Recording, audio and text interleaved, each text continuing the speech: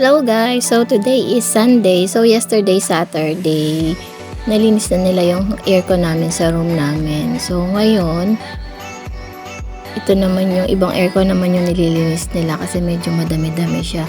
So ayan, another 3 aircons pa yung pinalinis namin. And then this one is yung ika-4 na aircon. So yung split type aircon. So yung mga normal na aircon lang na ganyan, 500 lang yung singil nila. And then yung split type aircon, yan ganyan, mas mahal yung singil nila dyan, 1.5 kasi nga dalawa yung nililinis nila, yung nandun sa loob and then yung nandyan sa labas. So pag ganun, 1.5 yung singil nila. So ayan, very good naman yung paglilinis nila. So ayan, makikita mo yung sa split type aircon, sobrang dumi.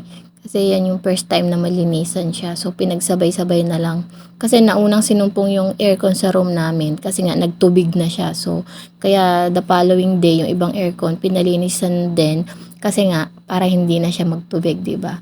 Kasi nga sobrang dumi na niya. So ayan. And discounted na yung singil nila sa akin. So, ayan, yung tatlong aircon na inunan nila, malinis na siya. So, pinatutuyo na lang siya.